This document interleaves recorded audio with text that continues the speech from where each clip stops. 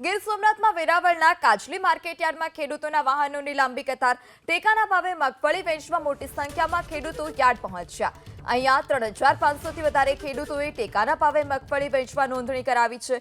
અત્યાર સુધીમાં 1600 ખેડૂતોની મગફળીની ખરીદી થઈ ચૂકી છે। કાજલી યાર્ડના સત્તાધીશો દૈનિક 100 ખેડૂતોને મગફળી લઈ બોલાવે છે।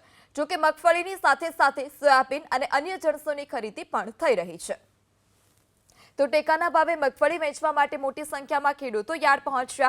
3500થી વધારે ખેડૂતોએ ટેકાના ભાવે મગફળી વેચવા માટે નોંધણી કરાવી છે। ત્યારે દરરોજના 100 જેટલા ખેડૂતોને બોલાવવામાં આવે છે। અત્યાર સુધી 1600 ખેડૂતોની મગફળીની ખરીદી થઈ ચૂકી છે। ત્યારે પોતાની મગફળી વેચવા માટે યાર્ડ ખાતે મોટી સંખ્યામાં ખેડૂતો પહોંચી રહ્યા છે। યાર્ડ બહાર જ મોટી કતારમાં વાહનો લઈ ખેડૂતો ઊભા રહેલા જોવા મળ્યા। ટેકાના ભાવે મગફળી વેચવા મોટી સંખ્યામાં ખેડૂતો યાર્ડ પહોંચ્યા। અહીંયા 3500થી વધારે ખેડૂતોએ ટેકાના ભાવે મગફળી વેચવા નોંધણી કરાવી છે। અત્યાર સુધીમાં 1600 ખેડૂતોની મગફળીની ખરીદી થઈ ચૂકી છે। કાજલી યાર્ડના સત્તાધીશો દૈનિક 100 ખેડૂતોને મગફળી લઈ બોલાવે છે।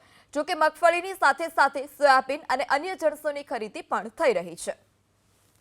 તો ટેકાના ભાવે મગફળી વેચવા માટે મોટી સંખ્યામાં ખેડૂતો યાર્ડ પહોંચ્યા। 3500થી વધારે ખેડૂતોએ ટેકાના ભાવે મગફળી વેચવા માટે નોંધણી કરાવી છે।